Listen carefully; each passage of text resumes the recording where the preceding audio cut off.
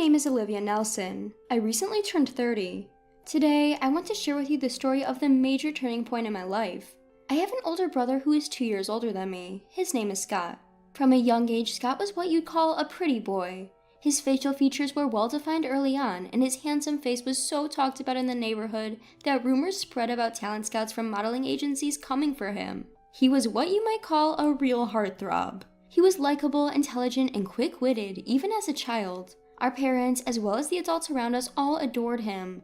On the other hand, for some reason, I was the only one in our family who was a bit on the chubby side from kindergarten. Even though my facial features were similar to Scott's, being a bit chubby took away from my charm, and that's an understatement. I was shy, not very engaging, and I wasn't much of a talker, so I never got the chance to be praised as a smart kid like Scott. I noticed from an early age that people around us often contrasted us, labeling Scott and me as polar opposites. Our parents must have caught wind of this talk too. By the time I was in elementary school, it seems like my parents had lost interest in me. I didn't perform as well on school tests as Scott had at the same age, and I remained somewhat chubby. Scott was served an afternoon snack, but I wasn't. Despite this, I remained chubby. My mother used to laugh and say, "You really are as round as a ball." When I was a child, I didn't fully understand what she meant, and I just felt happy that she was laughing, but looking back, I realized that I was just the butt of her jokes.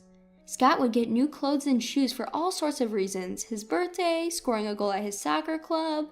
Meanwhile, even though I was a girl, I got hand-me-downs from Scott. Not just clothes, but shoes too. I can't remember how many times I tripped because the shoes didn't fit me. The only thing I treasured was the backpack that my grandparents gave me, just for me, before they passed away. After a while, Scott graduated from elementary school and moved on to a private middle school. My parents were overjoyed when he was accepted to a prestigious school known for its high academic standards. Around this time, Scott was so handsome that he was scouted to be a child model. Thanks to that, my parents, especially my mother, would often take Scott and purposefully walk down bustling streets like Fifth Avenue. She seemed to be saying, "Look how handsome my son is." On the other hand, I don't recall ever going out with my mother. Perhaps when I was a baby, but not after I grew up and became aware of things. Once, Scott suggested, "Next time, let's take Olivia with us too." I think he was aware, even as a child, that I was being neglected by our parents. But my mother just grimaced at Scott's words and replied, "Yes, someday." I didn't feel happy about Scott's considerate words. Rather, I felt miserable. A few years later, I also entered middle school. Unlike Scott, I went to a regular public middle school. To begin with, my parents never really expected much from me, so it seemed they had no intention of letting me take any exams. My dad even declared, "I can't afford to spend money on you." I didn't necessarily want to go to a private school, but being told such things from the start makes me feel like my life options are being limited. When I was little, I vaguely thought, is this how it is with sisters? I didn't know what other families were like. By the time I was born and aware, the abnormalities of this household were the norm. Around this time, I was going through puberty and started wondering, why am I the only one being treated differently? But the treatment I received from my parents only became stricter. Even though my mom was a housewife and should have had time, she often made me do the chores and go shopping while she went out to play with her friends. My dad too, when I said I wanted to go play with my friends, would accuse me. "What about the household chores?" My brother always cared about me, helped out, and even argued with our parents on my behalf, but they wouldn't listen to his opinions when it came to treating me. Eventually, my brother had to focus on high school entrance exams and then moved on to one of the top prep schools in the state, which meant he no longer had time to pay attention to me or our home. And that's when I truly started to understand what hell was like. The first incident was the no showing up in parent-teacher meeting. In other families, parents missing a parent-teacher meeting would be a big deal. But for my parents, it was more like, "We're not going, so what?" So it wasn't really considered an incident. During my 3 years of middle school, my parents only attended one meeting when I was in my first year. They didn't come during my second year or even during the crucial time of my third year when exams were around the corner. My homeroom teacher worried, "Is something happening at home?" But I brushed it off. I knew my situation wasn't normal, but it's not like my parents were physically abusive. I didn't know how to express the ongoing mental torment I was experiencing. It felt embarrassing to talk about it, as if I was confessing I'm a child not cherished by her own parents. The incidents continued. The New Year's Eve abandonment. At the end of that year, my parents took my brother to my mom's hometown and left me behind. Up until the previous year, I was included, but that year they said, "You're a student preparing for exams, so stay at home and study." I guess studying was just a pretext. They probably just found me annoying. So I ended up spending New Year's Eve all by myself. I didn't want to ask my friends to hang out on such a day because it felt like saying I'm a lonely kid who was left behind, so I stayed home not meeting anyone. I held back my painful feelings, watched the Grammys alone, turned into the New Year's Eve specials, and went to bed after shedding a few tears. It happened the next morning. Ding dong, ding dong! The doorbell rang incessantly, and I jumped out of bed. It was too early for my family to be back. I nervously checked who was on the doorbell camera. There stood my uncle and aunt from my mom's side. Shocked, I rushed to the door with my bed hair and asked, "What's happening?" "Olivia, leave this house. We've already discussed this with your mom. Don't worry, we'll take care of all the formalities," my uncle stated abruptly. "Wait, what do you mean?" I stammered, thrown off by his demeanor. I couldn't comprehend what he meant by leaving the house.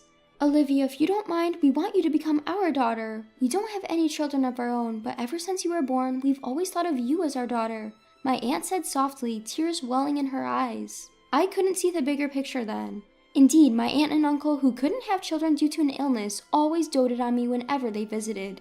They loved me so much that I knew they had often criticized my parents' treatment towards me. They were the ones who spent time with me, the one left alone while my parents focused on my older brother. My aunt played with me, and my uncle bought me the latest treats and cute clothes. The memories I have with my aunt and uncle far outnumber those of my parents. My uncle, who had just been with my parents, started a conversation like this. "Your parents, they don't plan on letting you go to high school. They said when you turn 16, they want you to work to help fund Scott's college education. We can't turn a blind eye to this. Olivia, you have the right to go to school and you don't need to work yourself to the bone for the family." I was stunned. I had no idea my parents planned to rob me of my future for the sake of my brother. It made sense then why they hadn't attended parent-teacher meetings for the past few years. They didn't have an interest in me or my dreams and aspirations. They expected me to work like a mule. My aunt and uncle knelt down and comforted me as I crumbled on the spot. "We may not be your real parents and you might feel awkward, but we will make sure you're happy," they said. Tears welled up in my aunt's eyes as she hugged me tightly, overcome with emotion. "Olivia, you have the right to be happy. We should have come for you sooner. If you're okay with it, we want you to become our daughter," my uncle added, his eyes reddening, looking straight at me. I wondered if I had ever been desired by adults in this way before. I was only just over 10 years old, but I knew what I had to choose. I decided to become their adopted daughter. Fast forward 10 years. Since they took me in, my aunt and uncle have showered me with immense love and had given me countless joyful experiences. My aunt enjoyed picking out clothes for me and would take me shopping on holidays, and my uncle, who said he always wanted to drink with his daughter, had a bottle of wine from the year I was born ready for my 21st birthday. We went on trips together, and my uncle, surprisingly childlike, would take me to zoos and aquariums even when I was in high school. Those are unforgettable and irreplaceable memories that I never had with my biological parents. At first, I called them aunt and uncle, but gradually I began to see them as my parents. Now, I call them mom and dad. I heard from them that when my parents visited, they drunkenly said to my aunts and uncle, "Olivia's just hopeless. She's not cute and her looks are a bit, well, lackluster. She's not smart either. Honestly, we don't need a stupid daughter. We have our excellent eldest son, Scott." My aunt and uncle were furious at these words, and when my parents started saying they wouldn't let me go to high school, the topic of adoption came up. I'm forever grateful to my aunt who wasn't drinking that New Year's Eve and drove all the way to me in the middle of the night. I want to repay my wonderful parents for all they've done. I wanted to become a daughter who my foster parents would be glad to have adopted. With this in mind, I studied relentlessly after entering high school. Truth be told, a lot was going on during my high school entrance exams and I couldn't fully focus. Therefore, after starting high school, I decided to strive for a future that wouldn't embarrass my aunt and uncle and set that as my goal. My hard work paid off and I was able to enter a renowned public university. However, that was not enough to show my gratitude to my aunt and uncle. No, my dear parents. I want them to have an easy life in the future. With this in mind, I continued to study hard after entering college, obtained a weather forecaster license during my student years, and now I'm appearing on television as a weather forecaster. In addition, I wanted to make my aunts and uncle proud, so I worked hard on dieting and exercising, and now I have earned the nickname Beautiful Weather Forecaster. Looking back, I always resembled my brother in looks, so I had the potential to become a beauty too. My aunt and uncle always said that they were proud of me, but I feel that with this, I have become a daughter they can be genuinely proud of. I have so many things to repay and gratitude to express. I won't hold back my efforts. Just when I was thinking that, my biological parents suddenly appeared before me. "Olivia, oh, you've grown so much. You've become such a fine young lady." My parents, tears welling up in their eyes, clung to me. I was just about to leave the TV station and get into my car when this happened, and I was unable to catch up with the situation. Honestly, I had not seen them for so long that I did not recognize them at first. "We were shocked to see you on TV. Scott said it was Olivia. We never expected you to become such a beautiful woman. And a weather forecaster too? That's incredible." My father, as if to say, "Just as expected of my daughter," patted me on the shoulder. "Really, just as expected of our daughter. We are so proud." They really said it. I couldn't hide the look of disgust on my face and glared at my parents. But my parents continued the conversation without showing any sign of concern. "Oh, that's right. Since we've met, why don't we have a meal at the fancy restaurant just ahead?" "You must be earning a lot as a weather forecaster, right?" What is their intention after lying and waiting for me like stalkers? And after suggesting a meal at a fancy restaurant, they asked if I earn a lot. Don't they just look like they're trying to freeload off me? They won't be able to parasite off me. I have to drive them away so they won't want to see me again. As I thought this, a plan popped into my head. Oh, this could work.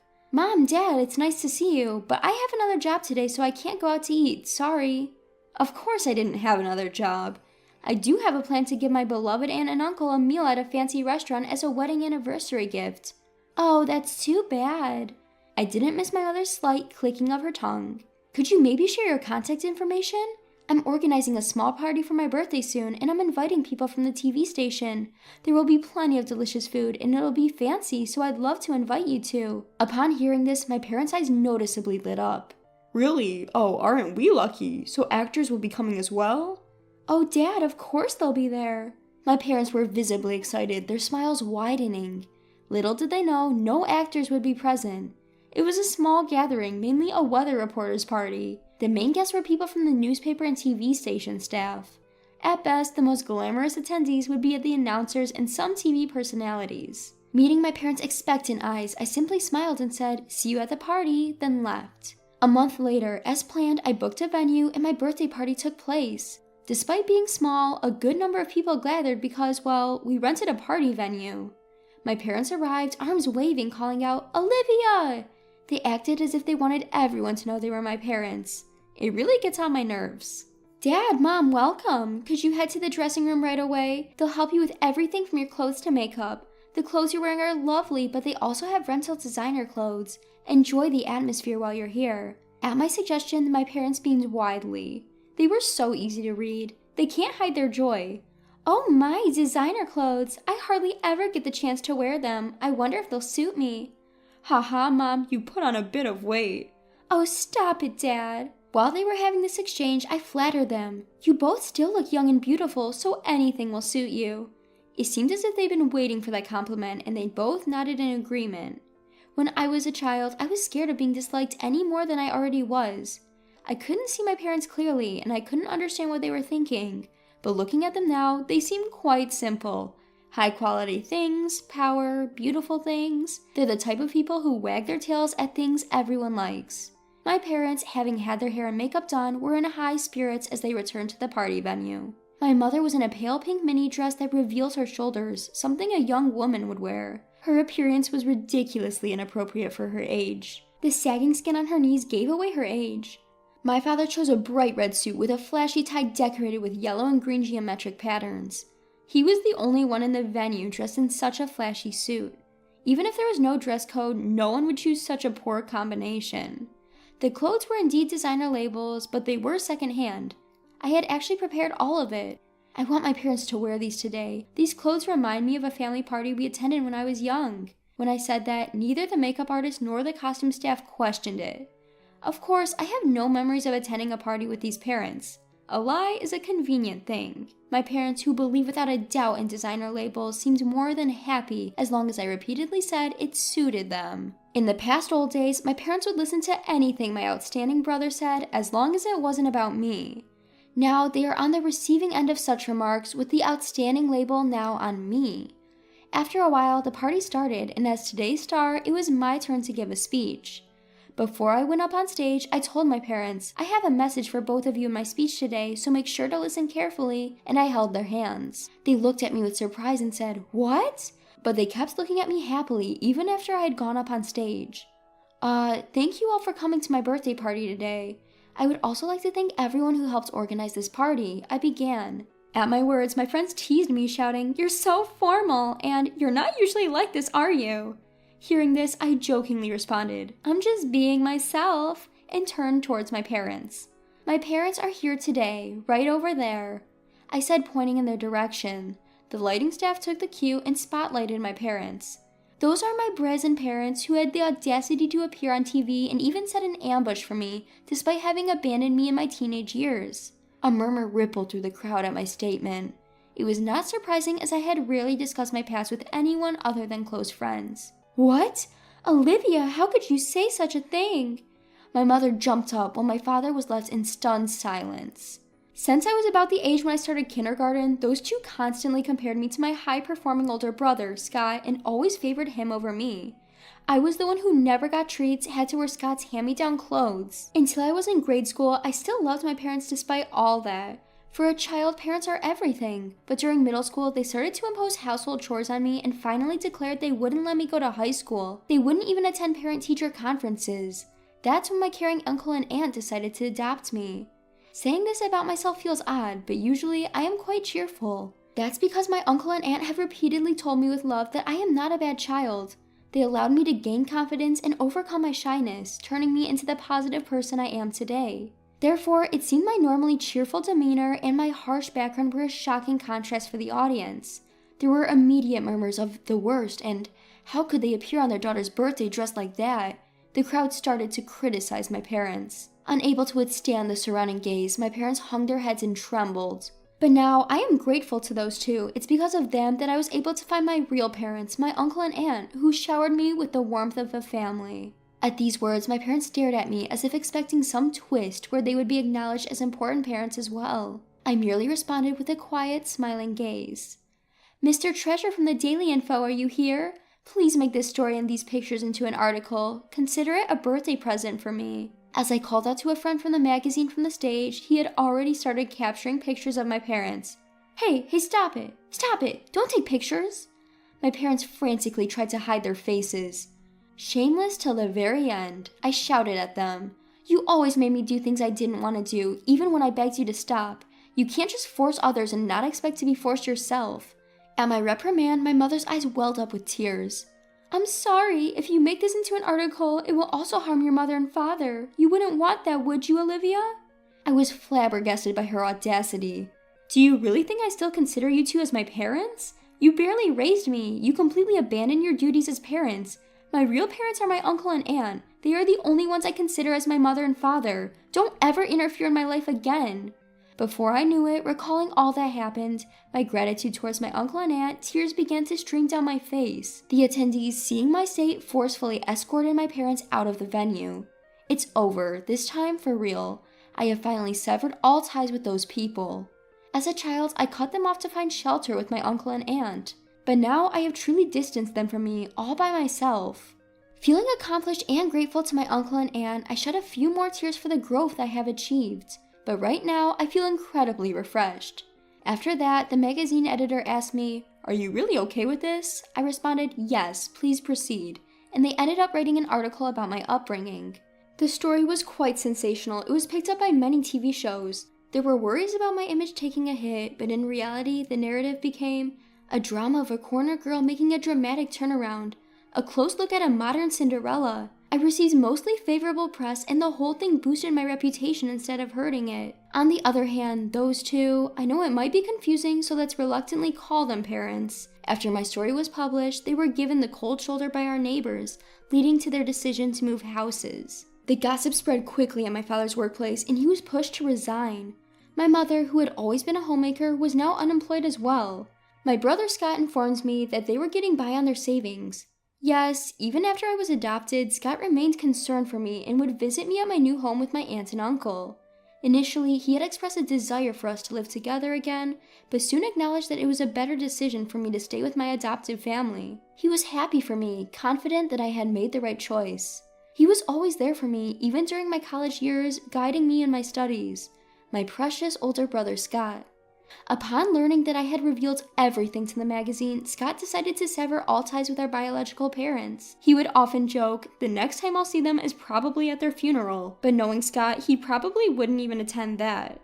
5 years had passed since then. I ended up marrying Mr. Treasure, who was working at the magazine that published my story.